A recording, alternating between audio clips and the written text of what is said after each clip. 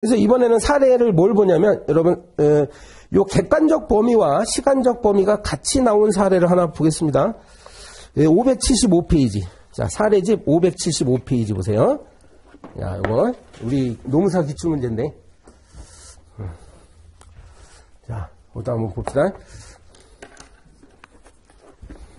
575페이지에요. 예, 갑이라는 사람이 있었어. 예. 요 갑이 이제 나중에 소송 제기하는 원고가 돼요. 원고인데, 이 사람이 이제 그 외국인이죠. 외국인인데 대한민국에 입국했습니다. 체류 기간이 만료됐습니다. 그런데 이제 을이라는 사람이 있는데, 을이 이제 여자예요. 예, 갑이 남자고. 을은 이 사람이 이제 다른 남성이 있어요. 한국에 다른 남성하고 예전에 혼인을 했었어. 여러분, 혼인을 해가지고, 이렇게 귀화했습니다. 귀화 날짜가 2015년 12월이라고 나와요. 거기 세 번째 줄 있죠? 귀화했다는 말은 뭐죠? 이 사람이 국적을 취득했다는 얘기야. 한국 사람이 됐습니다. 처음에 이 사람도 외국인이었어, 외국인 여자였는데, 한국 남자하고 결혼하고, 여러분, 결혼했다는 사실만으로는 국적 취득 못 합니다. 이제 한 1년이나 2년 있으면 이제 귀화 허가를 받게 되면 이제 드디어 한국인이 됐어. 그런데 그 다음에 이혼을 했습니다. 사실은 여기 이제 그 여담인데 이렇게 악용하는 사람들이 많대요. 한국 국적 취득하기 위해서 사기성 결혼을 하는 이런 경우가 많대. 조심해야 된다. 우리 한국 남자도 조심해야 된다. 그래가지고 이혼했으니까 이제 혼자 몸이 됐죠. 그래서 다시 재혼을 한 거야. 여자 입장에서 보면 이게 재혼이죠. 자, 이렇게 했습니다. 근데 여전히 얘는 이제 외국인이죠. 얘는 이제 체류 기간이 문제가 되는 애고, 얘는 이제 한국 사람하고 결혼한 거야, 지금. 그럼 나중에 얘도 이제 귀화를 받을 수 있는데, 당장 귀화 이야기는 안 나오고, 뭔가 이제 체류 기간이 문제가 돼요. 체류 기간을 좀, 길게 다시 하려고 체류 자격 변경 허가 신청을 했습니다. 여기서. 체류 자격 변경. 여러분, 제가 지난주에 얘기했잖아요. 체류 자격이 한 20개 가까이 된다고, 그 종류에 따라가지고 그 기간이 다 달라요. 한국에 머무를 수 있는 기간이 다 달라. 그러니까 이 사람이 좀 계속 한국에 체류할 수 있도록 그 자격 종류를 바꾸고자 하는 거야, 지금 변경 신청했는데, 자, 첫 번째, 거부당했습니다. 행정처분에서 거부당했죠. 자, 거부 사유가 어떻게 돼요? 국내 합법 체류자 요건. 체류자 요건을 이제 미충족했다. 이렇게 되는 거야. 알고 봤더니 이 사람이 이제 바로 위에 줄에 있죠. 7년 동안 불법 체류하고 있었대. 저 남자가 불법 체류이기 때문에 여기 딱 걸린 거야. 그러니까 이 행정청이 보니까, 너 불법 체류자인데? 안 돼. 그래가지고 이제 거부했다. 이렇게 나옵니다. 됐죠? 근데 그 사이에 이 사람이 이제 결혼도 했고, 자녀까지 출산한 상태네요. 가정이 파탄될 위험. 이렇게 나옵니다. 딱 뭐가 문제가 나올 것 같아요. 이러면 임시처분. 그래서 첫 번째 문제가 임시처분이 나온 거야. 그러니까 요거는 임시처분 되는 쪽으로 여러분 이제 풀어나가면 됐었고.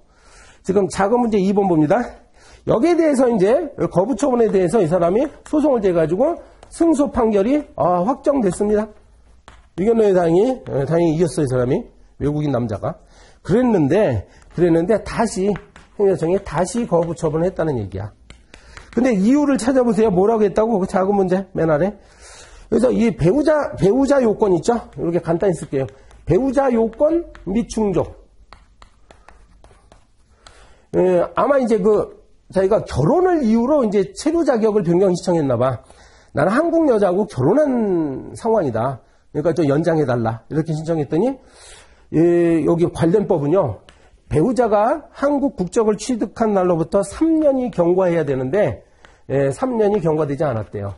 한국 국적 취득일은 요때였었죠. 요때였는데, 지금 요 시점을 보니까, 지금 거부처분 받은 때가 언제쯤이야? 지금. 1차로 거부처분 받은 날짜가 나옵니다. 문제박스 위에서 6번째 줄 보면, 요거 있죠, 요거. 2017년 8월이라고 돼 있어. 2017년 8월이고, 근데 그 이후로는 날짜가 안 나와요, 지금. 날짜가 안 나오고 있어. 이제 추리를 좀 해야 되는데, 그러면 요때 거부처분이 나왔으니까 승소 판결까지 또 최소한 몇 개월은 걸렸을 텐데, 몇 개월은 걸리고 나서 다시 처분했으니까 최소한 수학적으로 보면 요거는 이거보다 뒤에 있는 거죠, 일단. 대충 아마 2018년, 이게 가정합니다, 가정. 그러니까 이렇게 얘기했다는 건 3년이 아직 경과되지 않았다는 것은 요 다시 거부 처분하는 시점이 아마 요 3년이면 얼마죠? 2018년 12월에 해야 되지. 그러니까 예를 들어서 2018년 한 5월쯤이었다. 이제 이렇게 가정을 해보는 거지. 이런 상황이라는 거야. 자, 알겠죠? 그래서 3년이 안 지났어. 3년이 왔어. 그래서 다시 거부 처분한 겁니다. 자, 이 상황. 그래서 질문. 이렇게 다시 거부 처분해도 돼요? 물어봤습니다. 안 돼요? 그러면 뭐 재처분 의무, 아무튼 재처분 의무건 뭐 반복금지 의무건 간에 이게 그 시간적 범위와 객관적 범위로 보겠습니다. 일단 시간적 범위에서 기속력의 시간적 범위를 판단해 보면, 자, 이게 뭐라겠죠? 시간적 범위라는 건 처분 시 이후에 새롭게 발생한 어떤 사유로 다시 거부 처분을 해도 된다고 했어. 그 처분 시라는 건 요거예요. 이게 종전 처분이니까. 지금 요거 있죠, 요거. 새로운 사유죠. 새로운 사유가 요 당초의 처분이잖아. 요게 당초 처분이잖아, 당초에. 지금 기속력을 발생시킨 당초 처분이 이거니까. 요 처분 시 이후에 발생한 사유입니까? 어떻습니까? 배우자 요건 미충족이라는 요 처분 사유, 거부 처분 사유 있잖아. 요거는 당초 처분, 2017년 8월 달에 요 거부 처분할 때 존재했던 사유와 아니면 그 이후에 발생한 거야. 그 당시에도 존재했던 거잖아. 그지? 요때도 3년이 안 됐죠. 요 국적 취득한 날로부터. 3년이 안 됐으니까, 자, 시간적 범위에는 저거는 처분 당시에 존재했던 거야. 존재한 사유이기 때문에 따라서 고로. 시간적 범위만 생각한다면 지금 배우자 요건 미충족을 이유로 다시 거부 처분하는 것은 어때요? 기속력에 반하는 겁니다. 반하는 겁니다. 그지? 그렇죠? 이렇게 되는 거야. 그러면 반하는 거니까 하면 안 되는 거네? 이게 다시 거부 처분하면 안 되는 거네? 그 다음 객관적 범위는 여기서 이제 달라져요. 객관적 범위 기사도 어떻습니까? 이 사건 요 두 개 당초 거부 사유하고 새로운 거부 사유가 기본적 사실관계가 어떤 것 같아요? 다르죠? 기본적 사실관계. 이건 쉽지? 판단이? 저건 다른 사실관계가 전혀 다른 얘기를 하고 있잖아요. 자, 그러면 기사동이 아니라는 얘기니까 여러분 결론 어떻게 되는 거야? 기본적 사실관계가 동일하지 않는 사유로 다시 거부 처분을 하더라도 요거는 기속력에 반하지 않는다가 되는 거죠. 그럼 결론 종합하는 거죠. 종합. 여기서 또 이렇게 해놓고 또 판단을 잘못하면 안 되는데 기속력에 반하지 않는다가 하나라도 나오면은 그거는 해도 된다는 뜻이야. 기속력에 반하지 않는 거야. 이게 만약에 수학적으로 보면 그냥 있으면 또 헷갈리겠다. 마이너스 플러스, 내가 뭔 얘기 하려면 마이너스 플러스를 곱하면 마이너스지. 그러니까 하나라도 뭐가 이제 걸리면 된다는 거야. 하나라도. 그러면, 자, 결론. 다시 거부 처분한 것은, 저 거부 처분은 적법하다. 적법한 거부 처분이다가 정답이죠. 이렇게 해도 됩니다. 이게 보면은 우리가 이 법을 공부 안 했어도 상식적으로 이렇게 판단하는 게 합리적인 것 같아요. 지금 보면은, 지금 배우자 자격, 배우자가 한국인이라는 이유로 체류기간을 연장하고자 하는데, 가만히 보니까 지금 배우자가 아직 3년이 안 됐는데, 3년이 안 됐으면은 체류 연장하면 안 되죠. 기간 연장하면 안 되지. 그러니까 다시 거부 처분해도 된다. 이렇게 되는 거예요. 이게 상식인데, 우리가 상식인데, 이거를 이제 법적으로 이렇게 막 이제 해석하려다 보니까, 이게 법화이라는 게 쉬운 건 어렵게 말을 하는 감이 있어. 이게 이제 우리 기출문제가 이렇게 나왔습니다. 요 정도 수준으로 나온 거죠.